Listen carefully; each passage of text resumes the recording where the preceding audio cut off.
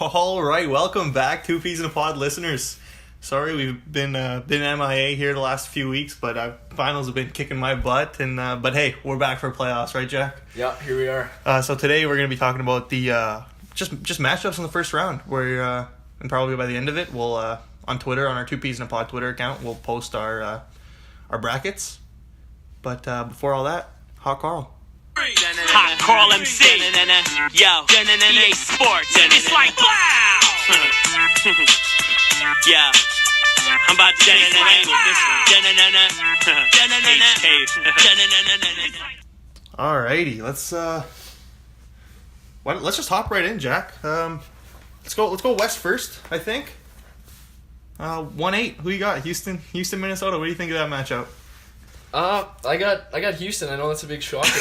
I think Minnesota might be able to steal a couple games. Like, we'll see what happens. I like Towns. Like, I've always kind of been this thing where I like a big, and if you got a solid wing guy, Butler and Towns, they might be able to steal a few, but I don't think it'll be. Yeah, like I was really hoping for Minnie to get that 7th seed on the last day, because I thought they had a chance to beat Golden State without Steph Curry, kind of thing. Yeah. Towns has always given everybody fits. He's a big guy, but Capella's an awesome matchup for him. Like, if I were to pick a guy to guard Towns, Capella's one of those guys, you know. And then Jimmy, I loved Jimmy Butler. He's one of my favorite players, and I think he's going to do an awesome job when it comes to on Harden, exactly, or throwing even Wiggins at Harden with the length kind of thing. Just either one of them.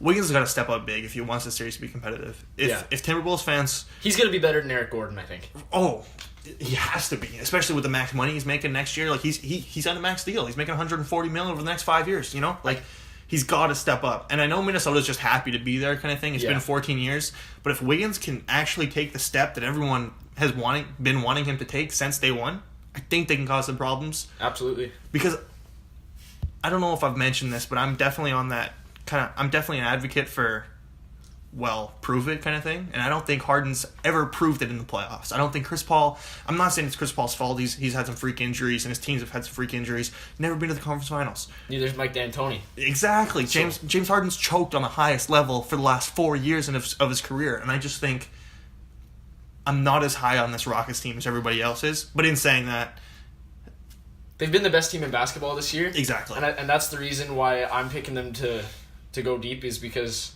they have been the best team all year, and everybody else that's a contender is kind of out of sorts, like with health problems, and I think why couldn't they make a run?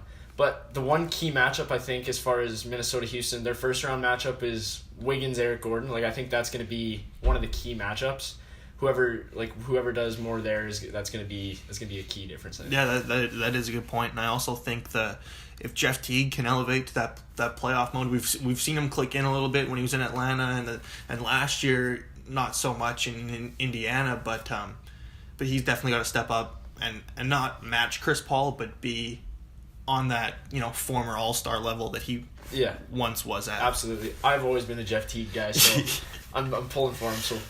I'm not the biggest advocate, but I think, you know, the playoffs kind of suit Tibbs a little bit with his grinded out kind of coaching philosophy and the short benches and stuff. But I do also think with Jimmy and Towns and Taj, who have been playing for 40 plus minutes a game all year, it's got to wear you down a bit. You know, like at the end of that Denver game on the last game of the year, when they were kind of, you know, do or die, they looked gassed. Taj Gibson looked really good. He had some key defensive stops, but just they looked tired. And well, that's what happens when you're playing your guys like 40 minutes all year. That's what I mean. And I wonder if this Jimmy knee thing, I don't want to call it a blessing in disguise, but maybe those 18 games off could have been a jump starter for him. And I think he's got to be the best Jimmy to even have a chance against these Rockets. The one last thing I'll say on this series is it's like completely different styles. Like, Houston's likes to run and gun, and Minnesota should, in theory, they should be a team that does like to run and gun because they're so athletic. Yeah. But they don't do that. So it'll be interesting to see if Houston can speed Minnesota up or if Minnesota can speed Houston down. It'll be interesting to see how that plays out. Yeah, Minnesota's definitely got to clog it up if they're going to have any chance. Tibbs is really got to. It's got to be ugly. Yeah, for sure. I don't know. Minnesota plays a lot of ISO balls at the end of the game. So does Houston, but they're good at it. Yeah, Houston does it a little differently than everybody else ever has, right? Give the ball to Cat. Yeah. If you're gonna have a matchup disadvantage, like if you're gonna have an advantage, Cat's your guy, right? Karl-Anthony Towns is a top 5 center in the league, and Capella's great. I love Capella, one of the most improved players of the year, but he's not Karl-Anthony Towns, you know? Yeah, absolutely. But yeah, after all said and done, I don't think. Hopefully, I can hope for 6, right? I can hope for it to be almost a series, but I don't know. So this next series is probably my favorite series in the first round. Utah 4, Oklahoma City. Oklahoma City 4, Utah 5. Yeah. I'm so excited to see. Like, this is, if you want to talk about contrasting styles, you want to talk about different basketball, yeah, this is it. And I know Utah doesn't get the recognition because, you know, they have a rookie as their star player, and Oklahoma City's got Paul George and Westbrook and even Carmelo Anthony and Steven Adams is a big enough name. But Utah's been amazing. Yeah. I think this series might go 7. I think it has to. Home court advantage is going to be huge for OKC in this series. Yeah, as it is in all of them, but especially this one. It's magnified in this series, I believe. But I think I like Utah, and I don't know if you can trust Donovan in the playoffs. We'll see what happens. Oh, in Donovan, I trust, man. That's what we'll see. I thought he was going to hit a rookie wall, and then I thought he was going to regress, but he just hasn't. He's constantly put up 20-plus points a game all year. Like, he's been awesome. He looks, and I know people kind of use this comparison a lot, but I remember, like, right when after, like, the first 2 months of the season, I was like, is that not a young D Wade with a jump shot? You know? And I'm not saying he's going to beat Dwayne Wade. Dwayne Wade's an all-timer, probably the 3rd best shooting guard of all time right now. The potential's there, though. But yeah, he looks, as a rookie too, looks amazing. And I think Rudy Gobert as that defensive presence is going to be huge. You know, like, Westbrook kind of gets us look inside sometimes when he sees Rudy under the basket that he's going to try and kill him, which I think we're going to get a few of those interactions throughout the series. Yeah. But yeah, both teams have awesome home court advantages, and I think Oklahoma City having that extra game or having the first 2 at home is a big deal. And both great defensive teams too. Yeah, like, it's just all around. You know, Paul George has fallen off in the second half of the year defensively, but he's still Paul George, right? And when the playoffs come around, I think he's going to ratchet it up. Like, Steven Adams is an awesome center. I don't know, all of the pieces. It's just the makings of a great series, I think. Yeah, absolutely. And I think that this Russell Westbrook, Steven Adams pick and roll, late clock it's going to be deadly. And I think, like, in close games, I don't know if Utah's going to have an answer for that because it's pretty impressive to watch. Yeah, but I mean, if you're to pick a paint protector to protect that pick and roll, yeah, Rudy Gobert's got like an 8'7" wingspan. Like, the dude's a monster. Yeah, right? You're like, right about that. For sure. And that's what I mean. Like, they Oklahoma City's kind of been out of sorts all year, and Utah's been 30-6 in their last 36 games. Like, they haven't lost a lot. That's what I'm saying. Yeah. And defensively, they can beat you 80-79. You know.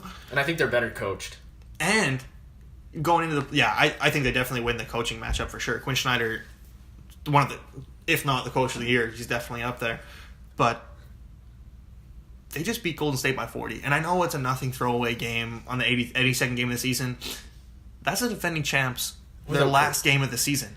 Yeah. Without Curry, whatever. That's 3 Hall of Famers. You just beat by literally 40. Yeah. Not many teams lose by 40.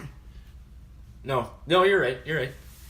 I just think that's going to be a bit of momentum, especially for a young Donovan Mitchell and that core of just, like, kind of gritty veteran guys. You know, you got 3-and-D guys like Joe Ingles and Jay Crowder and like Derek Favors. I don't know how much he's going to play because I don't know how much you can go 2 bigs against Oklahoma City. Yeah.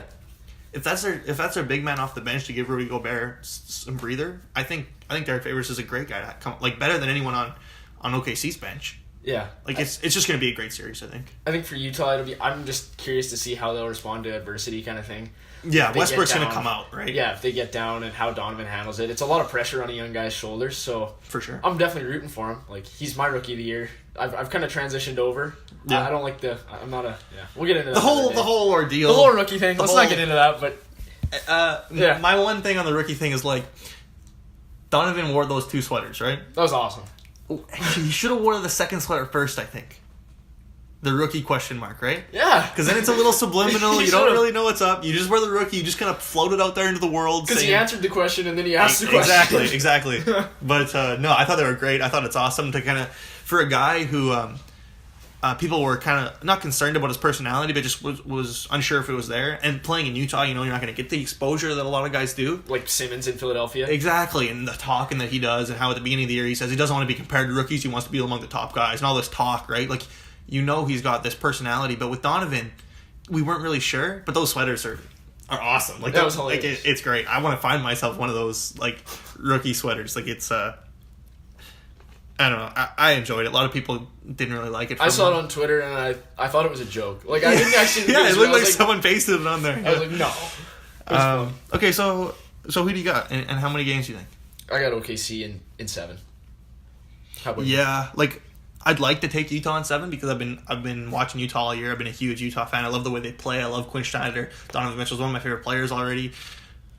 I really don't want to see Paul George lose in the first round, though. No, because exactly. then it seems like an then he's gone for sure. Exit, right? And I'd like to see them try and work through this OKC stuff and make a run and see what happens. And I think they could cause issues for Houston or Golden State, where I don't know if Utah could. It's just when it comes to playoffs, everyone talks about star power, right? Yeah. OKC's got that to combat Utah or Golden State, where I don't know if Utah really does. OKC has a few guys. I don't know if you want to include Melo, but they got a couple guys, Russ, Paul George, who you can give the ball to and say, "Take me there," kind of thing. Exactly. And Donovan's been that all year, but come playoff time, yeah, it's a different beast. So yeah, I'll say OKC in 7 too. I think I would like to say 6. I just want to see it go 7. Though. Yeah, and I couldn't see a team ending it early in this series. Yeah.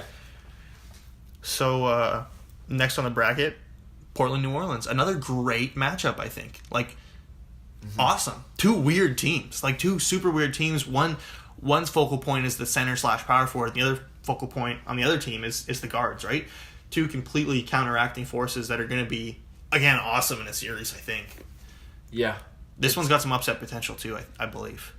Yeah, I agree 100%. Portland just seems a little shaky right now, but... And Rondo's going to start playing ball. I don't know if I'm on the Rondo train. Like playoff Rondo is scary to watch. I know, I've heard the playoff Rondo, and yeah, he's a year older now, and we'll see if he can do it, but like, Dame's Dame. I don't think Rondo's slowing that down. No. I think I don't think it's gonna be a real defensive series though. Like I think there's gonna be some high scoring games. Yeah, Portland seems like an awesome team sometimes. I think they're gonna trade buckets. Like with Nurkic, Nurkic can bang, right? Like not a great defensive player, but down low offensively, I think he's a great matchup. And then with your 2 long wings and Aminu and Harkless, and I don't know. Aminu's an X factor in this because sometimes you watch Portland and Aminu's just like, why is this guy shooting threes? And then he hits 8 of them. And like he's another one. Like these key wing matchups, it's like, are they going to be hit? It's I hate to say it, but it's a make or miss league. Yeah, that's what I mean though. Like when we talk like wings or supplementary players, everyone talks about stars in the playoffs, like I just said. But who on the Pelicans? You got Drew Holiday and you got Rondo. They're 2 guards. Mm-hmm. They're second and third best player probably, and then you got AD, who's obviously a monster. But who are you filling in those wings? Like Etuan Moore? You got Mirotic. Yeah. I mean, I know you hate Mirotic. Phil hates Mirotic. I like them better with a beard too. Like, tell you what, Mirotic, he's another one of those guys. He can. That's he what can I get mean. Like if he scores 30 in a game, I don't think Portland's beating them. It's an interesting matchup. It really is. What if they had Boogie? Yeah. I wish Boogie was there. Would they make the playoffs if they had Boogie, though? That's another what-if thing. Yeah, like they weren't looking good before Boogie went down. Yeah, and then AD kind of was like, maybe I'm going to try and steal the MVP from Harden here quick. Yeah, exactly. I love Boogie. I'm definitely not a Boogie hater, but I just mean, I don't know if that works. And I hate to be that guy. Like, it's only been half a year. I get it. But, I guess 2 half years. But, yeah. they don't look great together. It always looks like, okay, it's one of their turns to back down. Okay, now it's the other guy's turn. They don't really fit, I don't think. I love Boogie. I love AD. I like both those guys. I just don't know if that's the route the Pelicans should go. I think they personally should relocate to Seattle and try that. Yeah. but I don't know. It's it's an interesting matchup. We'll see if AD can pull them. I got Portland in 6 though. Yeah, I think Portland's gonna win as well. I don't know. I think I'm gonna go Portland 5. I just don't think I don't think New Orleans has enough guns, right? I think AD will steal 2 games. That's where my logic comes from. But I think the whole Dame and CJ, who haven't even mentioned yet, I love CJ McCollum. Drew Holiday and Rondo are great backcourt defenders, but you want to talk about great offensive backcourts. Dame and CJ are right up there with the cream of the crop. Yeah. And it's just all about, firepower. Daryl Morey called it a weapons race or an arms race earlier this year, and that's what it is. I'm biased in this series too. I just really like Dame Lillard. I've enjoyed watching him down the stretch. So. And I think Terry Stotts is a better coach than Alvin Gentry. Yeah.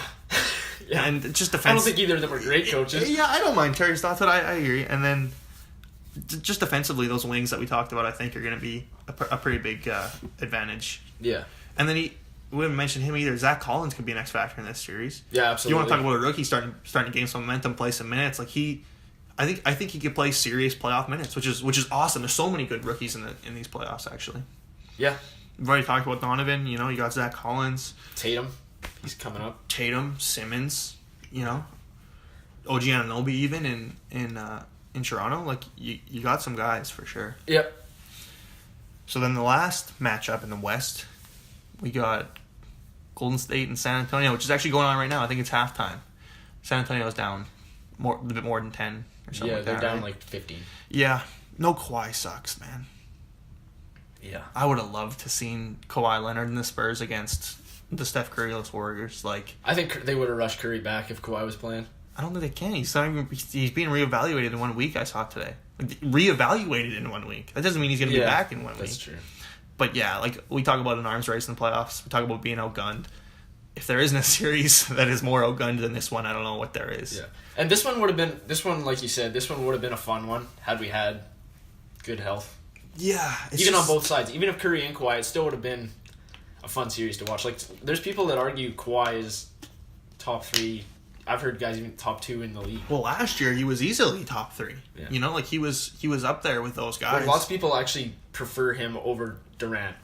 I don't know if I'd prefer him over Durant. I prefer him over Harden, though. I prefer him over... Well, and that's last year, right? This year, I don't even know. Exactly. There's nothing to judge off. Everyone talks about him still being this force, but it's you can't know.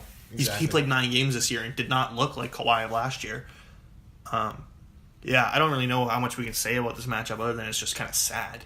It's just kind of... When I saw this draw come out, I wanted the Spurs to go to Houston and I wanted Minnesota to go to Golden State because I think even the Spurs without Kawhi have some weird psychological... Pop's got this weird thing over D'Antoni where... Yeah. He just beats them all. Just beats them constantly, I don't think we should sell him short either. You're not in trouble till you lose at home. So we'll see what happens in a few days. Yeah, I would want nothing more than the Spurs to win this series because that would be probably I think it's the biggest upset in NBA history. You can talk about the 1-8s where Golden State upset Dallas a few years ago. Yeah. But even back then it was Baron Davis and that whole We Believe Warriors team matched up against that kind of unmanned, that weird Dallas. Dallas always has those weird teams when they're good. But it's you could foresee it, where in this one it's just LaMarcus Aldridge is going to have to score 40 every night. Pau Gasol is going to give you 20, and then Kyle Anderson and Patty Mills are going to have to fucking go off. Yeah. So with KD, Klay Thompson, and Draymond Green, I don't see how it's even possible. Yeah. So the real question when you look at this series is how many games does it take Golden State to wrap it up? What do you think? 5. 5? San Antonio's going to win at home. Popovich always does. Yeah, I think they're going to sweep them.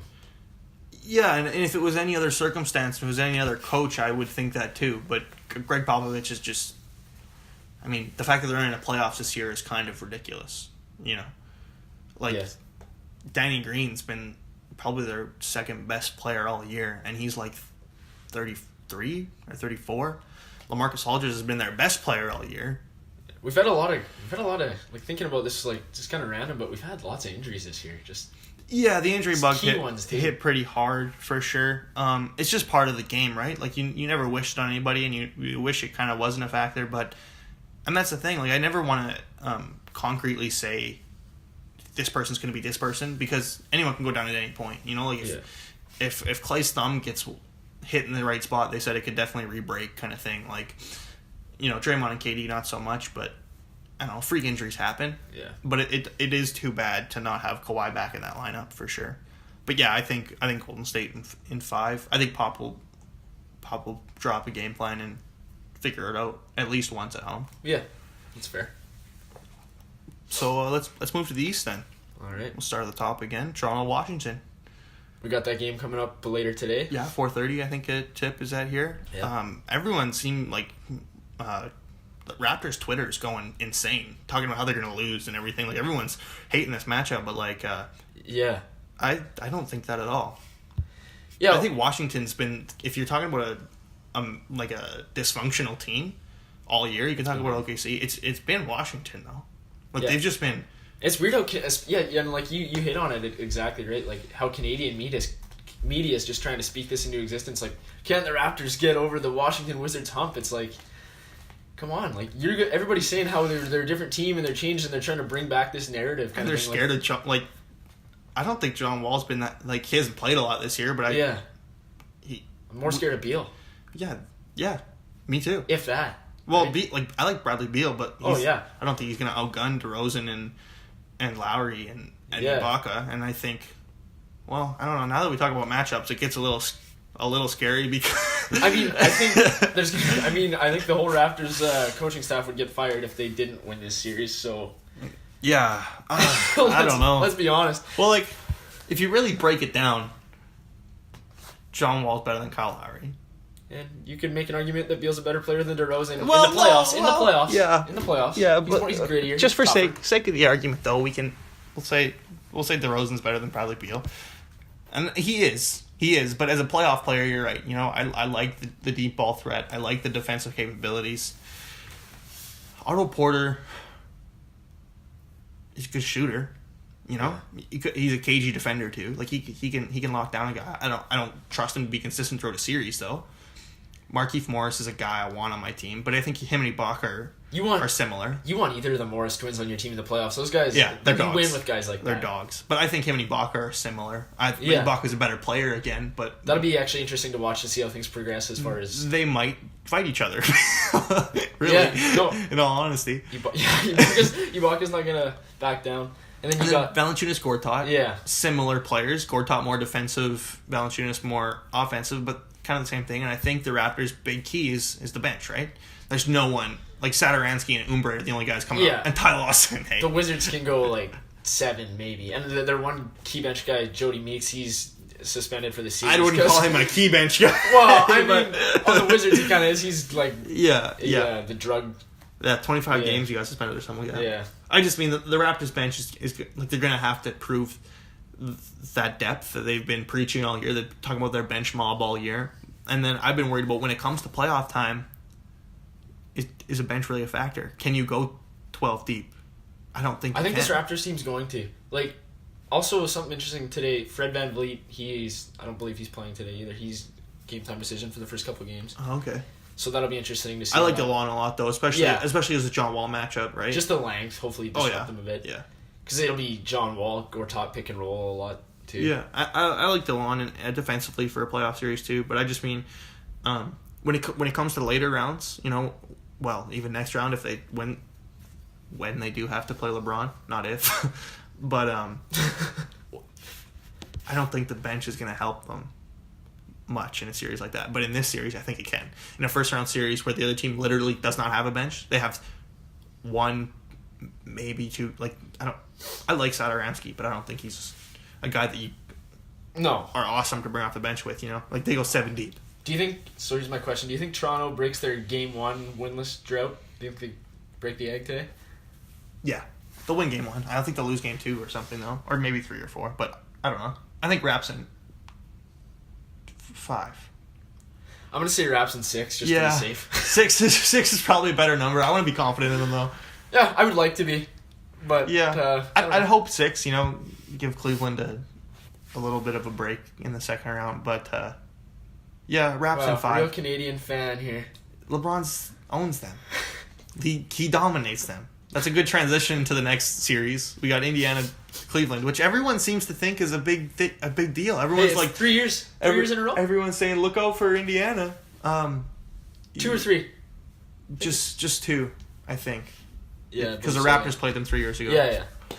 But yeah, everyone seems to make a big deal about it. How it's look out Oladipo. You know they Indiana won the season series 3-1. Like look out.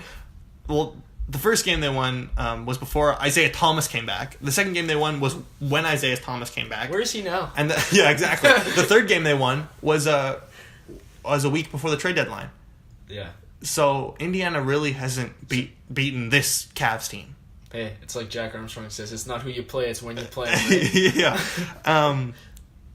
Like, Indiana's fun. They Oladipo's got to play out of his mind. Well, better than he has all year, and which has been pretty good. Yeah, that's what I mean. Like, he's been great all year, but he's got to play. He's got to be better than Kevin Love easily, and he's got to be better than. I'd say like he'd have to be better than DeRozan would play against the Cavs. The only hope, like, I don't even think to win. The only hope to make it kind of a series for Indiana, I think, is if they got to shoot the ball well from the perimeter. Like, Bogdanovich has to be big. And defensively, Cleveland has been the second worst all year behind the Suns, right? You gotta make it the three if they're gonna steal a couple. Yeah, people are talking about how the Cavs are so bad defensively, but we saw it last year. They were 29th defensively after the All-Star break, and Ty Lue said, we have defensive schemes we haven't used yet. We're going to come out, and they did. To their credit, they did.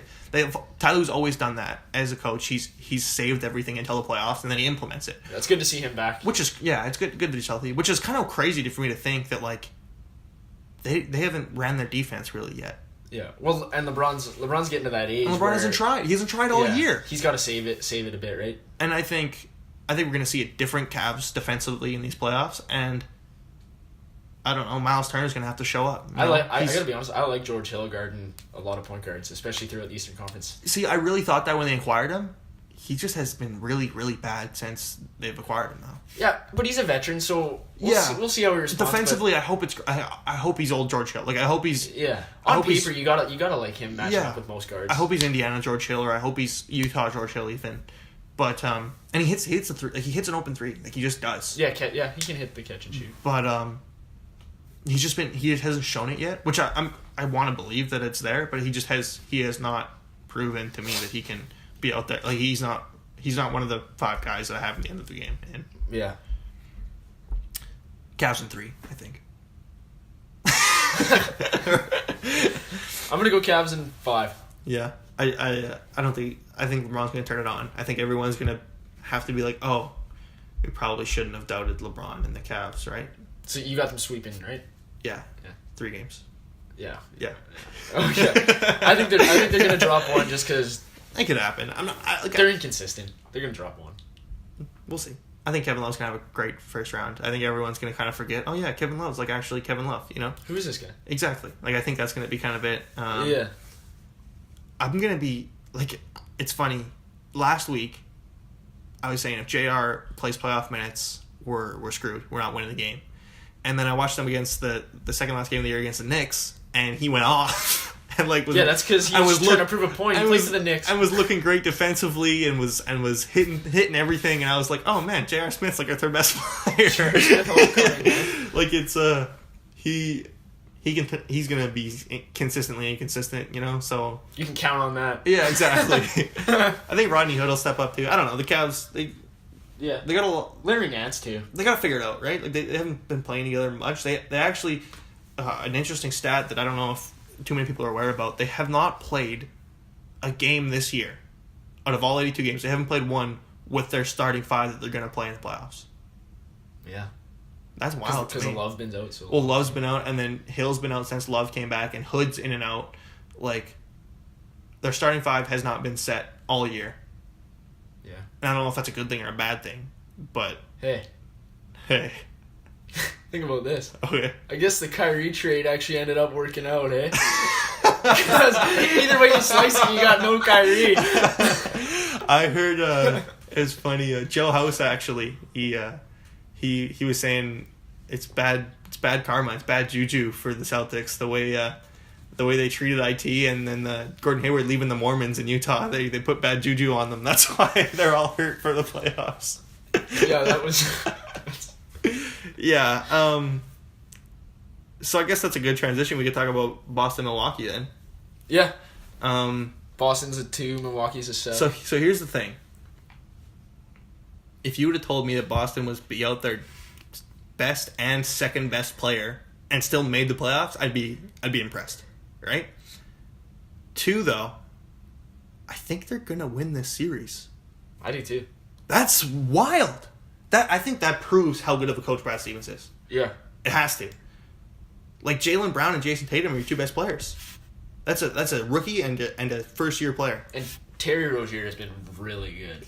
When Kyrie's been out, he's been really good. Yeah, and I think we only see his highlights, and I think we only see his big games. He's been kind of inconsistent. He shoots a lot, like probably more than Celtics fans want.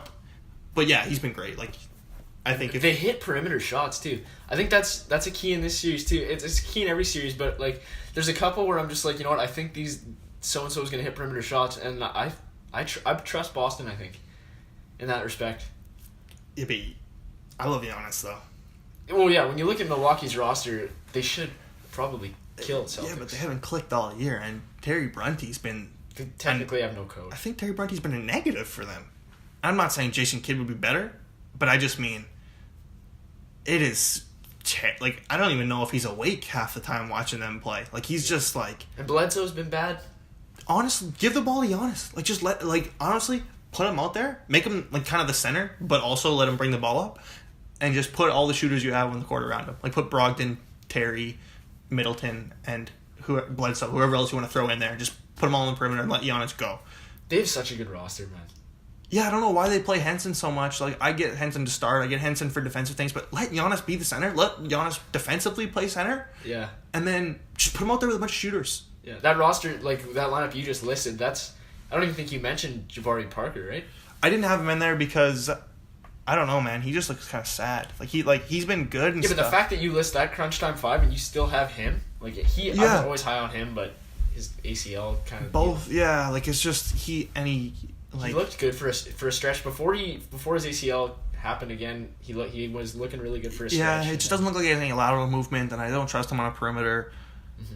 Like I think he'd be a great 6-man kind of thing, but his game's just like 10 years too late. I think. Yeah. Yeah, I don't know. It's not like I don't like Jabari at all. I don't see it being an awesome player anymore. Which when it was coming out, it was him, Embiid, and Wiggins. It was all like the three of them, right? And then it was probably Jabari, Embiid, and then Embiid came out with the foot fractures and all the stuff that was going on there, and then it was completely Wiggins, Jabari, right? And I think the Cavs didn't know LeBron was coming back at that point, so they took Wiggins to play alongside Kyrie with the backcourt, and then Jabari went second there. Jabari went second, and then Embiid went third. Like that's nuts. I know it's a cool draft class. And then LeBron was like, "Hey, I'm coming back. I want to win tomorrow." So can we trade Wiggins? Which, in all honesty, I think he was right to do. Like Wiggins has not been a first overall pick good. He's a max player. No, he's not. He's getting paid max money, but he's not a max player. That's what I meant. I didn't. No, that's not what I meant. Yeah. But Like Otto Porter's not a max player either, but he's making max money, right? Yeah. No. Yeah. One day LeBron will be making that Mike Conley money. Yeah. Yeah. Just on a quick side note, like the Grizzlies are going to be good next year. I think. Quick hot take from Dill. The Grizzlies are going to be awesome next year.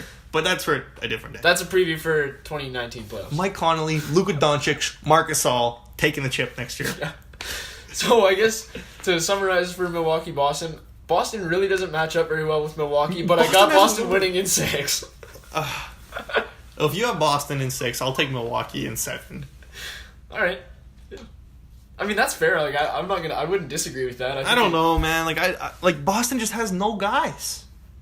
Like, Daniel Tice is going to play big minutes. Aaron Baines is going to play big minutes. Morris is going to come up big, too. Yeah, but again, if you're counting on Morris to give you 20, like, that's not a spot I want to be in. I know, but it's been pretty reliable coming down the stretch. I like Jaylen Brown a lot, but they got a lot of guys that can throw at Giannis, but no one's stopping Giannis, right? I know.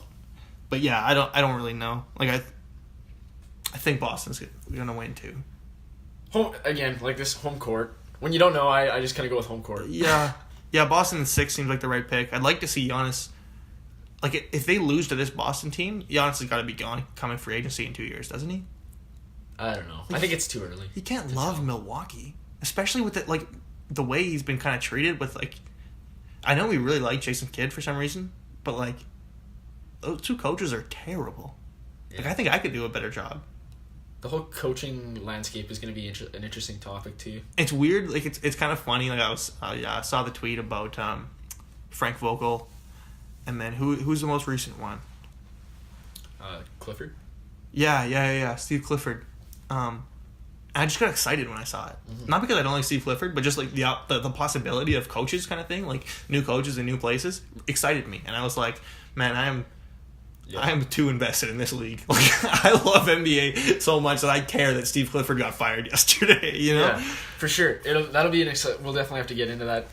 And what's happening for sure. But yeah, I got Boston in 6.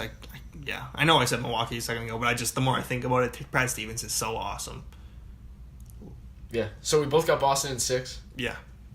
Now the series that everybody cares about. This is a big series too. Like this is probably my second or third favorite series this year. Is Philly Miami. Yeah, Miami's been my sleeper. I've been vocal about that. Yeah, and I just been trying to find ways to believe in Miami because I just want the process to stop. I'm so done with Philly fans, bro. They're processing right now. Yeah, like it's not the process anymore. They're processing. Before we break it down, Miami in 6. That's bold. Yeah. I'm gonna go Philly in 6. Yeah. Why Miami in 6? They just got guys. Like, they got dudes you can just throw at Simmons. Embiid's not going to be back for the first... People are saying, he's out for the first game for sure. I think he's out for probably the first 3 or 4 games, I think. Without him in there, I think Whiteside could hopefully do some damage. Whiteside's kind of he's been bad all year, but... Okay, Bam then. Maybe Bam can do some damage. Maybe Bam could do some damage. I like Dragic a lot. I don't think anyone can really guard I don't think Philly is set up to guard a shifty guy like that unless you want to play Fultz big minutes. He's a great utility player. Dragic? Yeah. He's a starter. He was an all-star this year. I know, but like most teams you wouldn't really. I don't know. I think him as a utility guy. I think he's a backup point guard on a championship team. Yeah. A great backup point guard, like a 6th man of the year backup point guard on a championship team. Yeah. But unless you're gonna play Fultz big minutes to try and guard Dragic, you can't play Fultz and Simmons together. They have not done it, and they literally can't do it. Another reason why I like the Heat is Erik Spoelstra. I love him as a coach, and I know everyone was like, "Oh, he's not a good coach." You know, LeBron carried him to those titles and everything. Believe me, I'm a huge LeBron fan. I think LeBron did a lot for the Heat, but I think Erik Spoelstra is a great coach, and the fact that they're in the playoffs with this kind of, I wouldn't call it a makeshift roster, but there's no star power here. Like we just talked about Dragic being a 6th man on a championship team. He's their best player by a lot. You know, just those lineups they could roll out with Winslow, James Johnson, Richardson, Johnson, and Dragic kind of thing. Yeah, it's a disrupting lineup. Those are just lanky defending bigs, and I think not bigs, but tweeners, I guess, like perfect defensive players for today's NBA. But I think if you give Spoelstra time to game plan for Simmons, I think we're going to see a different Simmons come playoff time. I know he's been on a tear the last 16 games and whatever, it's really hard to bet against a team that's won 16 straight going into the playoffs. And you want to talk about Spoelstra? Brett Brown's done a pretty good job too, especially down the stretch. Yeah, when I think Sixers, I don't think Brett Brown though. I don't think. No, but I think he does coaching some credit. Yeah, I don't think he should be in Coach of the Year talks here. Oh no, saying, no. That's too much. That's not what I'm saying. It's just because the team's so much better, and their 2 players have played more than 31 games this year. I think Miami's Achilles heel, like you mentioned. They kind of just have random guys that good lineups. They don't have somebody they can give the ball to and be like, go get us a bucket. But that's what I mean. Sometimes it's James Johnson. Sometimes it's Dragic. Sometimes it's Richardson. Sometimes it's Tyler Johnson. It's for Philly though. You can always get it down to Embiid. But in this series, you might not be able to. I'm thinking he'll be back. I don't know, man. He might not be back. He's got a broken face in the first 4 games. If they're down 3-1 after 4, he'll be back 5, 6, 7. What if they're down 3-1 after 4? Yeah, I don't know. Based on what I've heard, I'm assuming he'll be back though. But we'll see. I don't know. It's a physical game in the post too. I don't know. The whistles get swallowed in the playoffs, and as much as they talk about the league being soft now, it's like if you watch that Minnesota Denver game the other night, it's definitely a preview into what playoff basketball is going to be like. The whistles got swallowed, and guys were banging with a broken face. I don't think Embiid's going to get to be as physical as he can be. As long as Whiteside isn't as long as he doesn't shy away, as long as he can actually be a man, and be the center that he's supposedly supposed to be. Yeah, I think he can be fine against Embiid, but I don't know. He has not proved that this year. What are your thoughts on a hack a Simmons approach? Love it. Yeah, I love it. I think free throws. Yeah, it's gonna be big, actually. People are so bro. We haven't even talked about Dwayne Wade yet. Dwayne Wade's going to steal you 2 games. Like, he's going to. He's That's Dwayne automatic. Wade. He's Dwayne Wade. How do we forget D-Wade? Exactly. I can't even believe that. What the heck? Sorry, D-Wade. But yeah, bro, my bad. No, but with the Simmons thing, and they changed the rules this year, which I'm probably the only NBA fan in the world that was mad about this. But they changed the rules so that you can't just hack someone off ball like they used to do with DJ all the time. You can't reward terrible free throw shooting. You can't reward Simmons 2 free throws and the ball because he can't shoot free throws. I can shoot free throws. I'm 5'11" and I'm a white kid. I can shoot free throws better than the rookie of the year, Ben Simmons. Yeah. Like, did you just put quotation marks around that? His name? Rookie of the year. I put quotation marks around rookie of the year. I just had to clarify. Yeah, no, you're right for the listeners. But yeah, he's got the ball a lot. So we saw it. We saw it actually this year. These 2 teams played in a crazy game this year. I watched it and it was a tie game, and Ben Simmons had the ball with 14 seconds left. Both teams were in the bonus, and Dwayne Wade fouled him. Yeah, it was tied though. And Dwayne Wade's like a veteran player, Hall of Famer. Like I said, 3rd best shooting guard of all time, depending on how Harden's trajectory works out over his career. But right now, Dwayne Wade's the 3rd best shooting guard ever, I think. And he fouled Ben Simmons in a tie game with 14 seconds left. I was so confused, and I didn't understand why he was doing it. I don't even know if he understood why he did it at the time. Like, for being honest, I don't think he knew. It was just the heat of the moment. I just think he didn't know the score or whatever. But Ben Simmons goes to the line and hits the first one. Yeah. So now Dwayne Wade looks like a super idiot. Like that's a Lance Stevenson, Nick Young, JaVale McGee moment. Like, what is he doing? Yeah. Misses the second one. Spo calls a timeout. Dwayne Wade runs ISO, hits a step back jumper on Simmons' head, wins the game. That was unreal. That was unreal. Like, the fact that he couldn't hit the 2, like, I don't know. I think Hacker Simmons is a real thing, and I think it's gonna work. And I free want throw it to shooting work. is a real thing. Like, it's gonna be Yeah. Everything's magnified, but free throw shooting is gonna be key. And when I think about Philly, Fulton Simmons. Simmons, you need reliable free throw shooters. Yeah, and I don't think. Well, you got probably the best one in the league or second best one in the league in JJ Redick. But who's been pairing up the past couple of weeks? Yeah, when you're on a 60-game winning streak, I think everyone on your team's putting in work. But yeah, I would just like to see the Heat win. So Heat in 6. Okay, so you got Heat in 6. Yeah. I got Philly in 6. Trust the process. It's processing right now. Yeah, as in stop winning and let's work it out. We didn't even really talk about JJ Redick and. I just want the fans on my side. That's why I'm taking Philly. I just want the listeners on my team. Yeah, everyone's on the Philly bandwagon. I am not. Yeah, when I fill up my bracket, I'm gonna bold Philly. Yeah, So we'll post our brackets on Twitter, and you guys can, pick who you think's right or who you like better, and let us know. Let us know. I think we'll definitely be doing podcasts more regularly throughout the playoffs. Like I said, finals week's just been kicking my ass, but I got one more, and then I'm done. So. All right. So yeah, till next time. Stay tuned, and go Cavs.